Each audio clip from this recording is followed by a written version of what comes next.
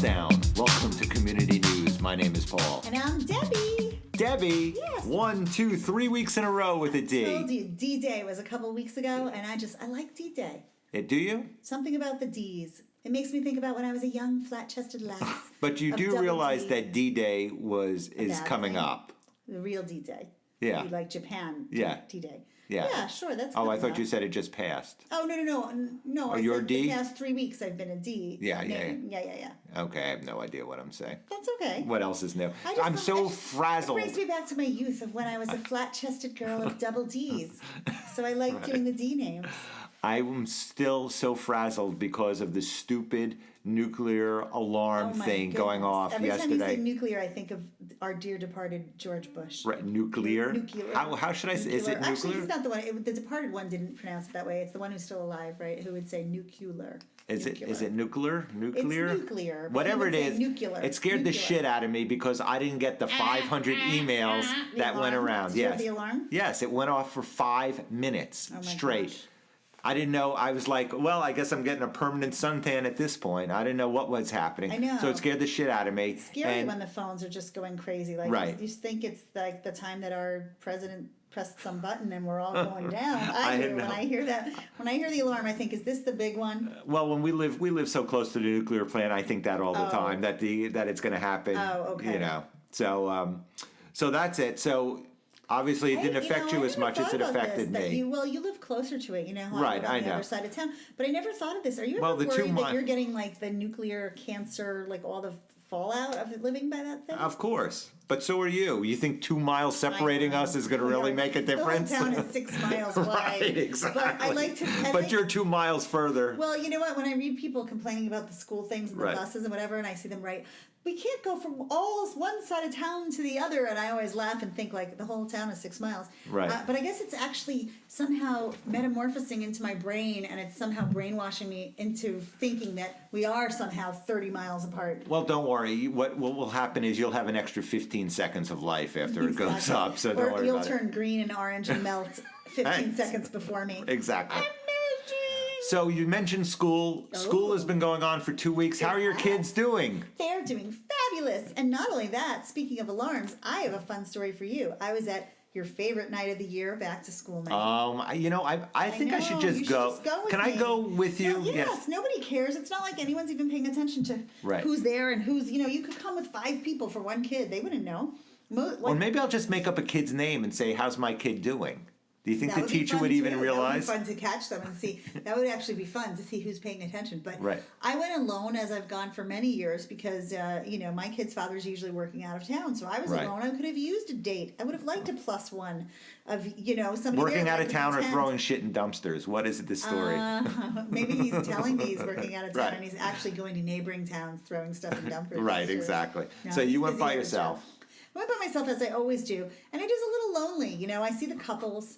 I see them there, mommy, daddy, holding hands. Interested in little Johnny. Are they groping each other, much like the beach couples, or do they refrain from that? Most of them look as equally miserable as you and I do when we're in our coupledom. Most of them look like middle-aged couples that are pretty miserable with each other. I did see one couple holding hands, which I thought was cute. Oh, that is cute. I'm like, they're in back to school night. They have kids old enough to be in middle school and high school, and they're still holding friggin' hands. Maybe they were separate partners. Did you ever think about that? What I thought was he's probably cheating on her. That's why they hand hold. So he brought the mistress to the back to school night? When men do the little extra flowers, it's always the women on Facebook who post the flowers and the fabulous things happening. A year later, they're divorced. Right. His 3 mistresses, they found out about. So it's always that. That's why my ex-wife never posts anything about something fabulous I'm doing. Well, whenever they do that, I'm always like, oh, God, this is the kiss of death. It's always like, how many times do we have to see this trajectory? 2 to 3 years from now, you're divorced. You're both with different people. You're not madly in love anymore. And then do those people then say they're doing things and then so on and so on? So it's like a commercial. Right.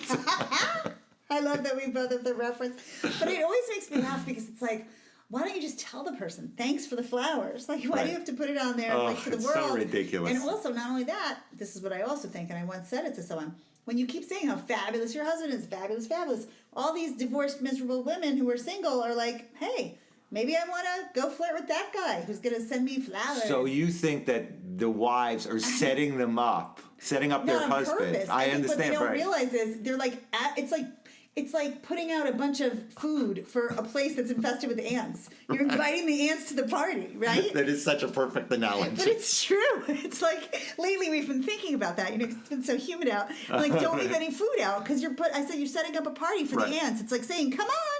So you're putting that out there to a bunch of like miserable, divorced, I'm struggling, I can't meet a good guy, and you're writing, my guy makes special closets for me. My guy swings from the trapeze. He's wrote in skywriting how beautiful, fabulous I am. Flowers, this, that, that. Like, maybe stop advertising your guy so much because one of these women is going to go, you know what? Dive in like a seagull. Like a seagull dives in for food on a day that he's miserable with you. Going back to the arrest in town. Yes. Based on your Which one? Based on your logic, these women would be better served instead of going after other men, just posting topless pictures of themselves because all men care about is seeing naked boobs, according to you. Well, I didn't say all they care about is naked boobs. Let me just rephrase. I know some men that are not boob guys like you. There are men that don't care about big boobs and don't like them. Yes. Really? They adamantly have. There are men that have adamantly told me, which I actually think I take a little personal. It's a little insulting that they're not into boobs and they don't like boobs. I think they see boobs and they think of it as like fat. Like they think of a person with boobs as curvy and fat. And it's like, hey, maybe don't tell me that. Like, right. But so not all men are boob men. But what I meant by that was any man that's supporting the whole thing, their rationale was always, I wish I was there. Where am I when the good stuff happens? Well, there you go. What I'm saying. None of the men that were commenting are like just commenting from an intellectual or legal standpoint that everybody has the right to. And let me tell you, from a feminist standpoint. And I have to take umbrage with one thing that you said. Umbrage, yes.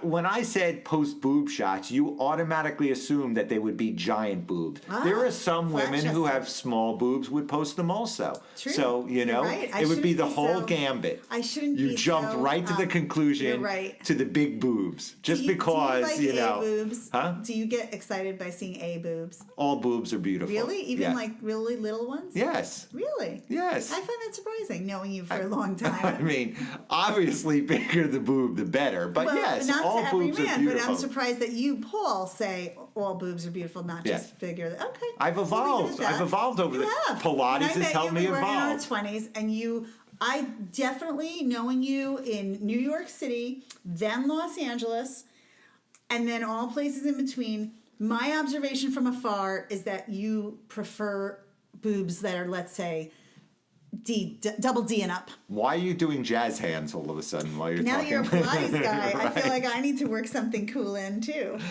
I see you with your solar plexus. Right. Well, speaking of working out, I went to salsa night at the Hi-Ho this weekend. Goodness, you're becoming Mr. Community involved. I've embraced the community. I love it. The podcast has made me embrace. Not really. I just wanted to go. That there's some nice people out there, right? They're not nice people. I just went to go make fun of people. There are a few nice people. You have to admit. Where? Well, I find them now and then. The one I like is the naked topless woman, and I didn't even get to meet her. Actually, usually my favorite ones are the ones working. Like when we used to belong to that pool club, I found I related more to like the servers and the lifeguard than the other people there. But I find they're nice, the people that work in town. Yeah. And did they embrace you? Oh, yeah. Even as dressed as Mrs. Roper when you would come jumping into the pool like that? No, you're talking about the public pool. At the pool club. You never did that? For a few years. Well, I know. It's you would an not exclusive place. I would not do that. So no big giant sun hat? No, I was trying to fit in and be a fellow, pool club mom. Gotcha. Okay. But but I would talk to the lifeguard, and I relate more to the lifeguard and the people working the snack bar than sometimes I do some of the fellow clubbers. Well, then basically my review of salsa night as we come back around is... Yes. Related to the instructor, but right, exactly, absolutely. Dancers. Did you do 1, 2 cha cha cha, or it was salsa? That's something else. That's 1, 2 cha cha cha. Oh, I watched, 1, 2, I observed, but I sat from afar. I did not. Did your ex-wife go with you? Of course. Oh, so you went as a couple, right? Now, was she embracing the new people? No. She's not interested, really. You know what? I get a kick out of her. She is not bothered by other people. I need to learn how to be like her. The thing she that does not need everyone to like her. She does not need everyone to be her friend. She's good with the you. only thing and who she's got. She's good with me. Well, I mean, she's good. I'm saying she's good. No, she's good with you, her family, and the couple people she's got. Like, she's very focused on not needing to be like part of all the mishigas. It's perfect. Exactly. I need to be more like her. And what are the odds of that happening? Well, I have been. You haven't noticed that I've been like yentaing down? Have you? Yes. Is this a cause of therapy? Well, funny you should bring that up. Yes. I have ended my relationship with therapy. Are you kidding me? Or at least my therapist. I have. You're going unchecked? I'm going unchecked, baby. Unbelievable. Raw and, what did Eddie Murphy say? Raw and, what was his thing? It was Raw. I have no idea. Album. And, I just saw that Eddie Murphy's going to host Saturday Night Live this season. Total nothing to do with community news, but I'm excited. Me too. That. Yeah. So, wait a second. You are going... Sans therapy. Sans Sans bra, sans therapy. Actually, now that I'm sans therapy, I really want to start wearing a bra. I can't be sans everything. Right. I need to just be sans therapy. So it's a zero-sum game. You lose one thing, you gain another therapy, thing. Gain a bra. Right. So that was the trade-off, therapy for a bra. Well, I just realized that's where we use the word sans. I got But you. I'm feeling great. I actually was finding it a burden to have to get there once a week and sit there and just review my week. And, like, I'm not getting anything out of it. I haven't got anything out of it in a long time. Right. I get just as much out of talking with you about psychology and our thoughts on things and how we process things. So if I'm not getting out, I told you, I think I want to go to your therapist. I'd like to switch to her. Right. But I feel like that might be some issue. I'm not sure she's qualified. I think it's a conflict of interest, though, because, like, you're in therapy and presumably sometimes you talk about that bitch, Debbie. She's such a difficult partner. I never say that about you. You don't call me I say that? About Sasha, but I don't say it about Debbie. Do you ever say that Sasha is a beach or a bitch? Never. Okay. Never. I've never said that once. Thank you. I said, when I hear clinky jewelry, or if I see her show up, 4 hours late, or she's eating from her eating plan and she's crinkling the sound of the bar. That kind of stuff. Right. Well, so I'm saying, so I don't know that she can treat me because I'm part of, your discussions. But she seems really like someone that maybe would be able to help me. But maybe I could get you in there and get her to do the stuff that annoys me, cut it out, so I could use it to my advantage. You could. I feel like I might like her perspective on some things in life, I feel like she might be able to help me shift my perspective on certain things that need shifting. Yeah, I kind of doubt it. Anyway, so that about wraps up this issue of community news. We got through everything. Okay. How you feeling? Are you all right, Debbie? I'm feeling a little chill in the air, like I could use a sweatshirt. Go get your fall sweatshirt. Get a fall sweatshirt. That about wraps it up. I'm glad your kids are doing well at school. They are. Am I going to see you again next Tuesday? Of course you're going to see me next Tuesday. I will see you next Tuesday. As always... Hey, don't call me that. Sorry. As always, my name is Paul. As always, my name is Debbie. Debbie, a pleasure to see you. We love your community. Talk to you again next week. Always a pleasure, Paul. Bye-bye.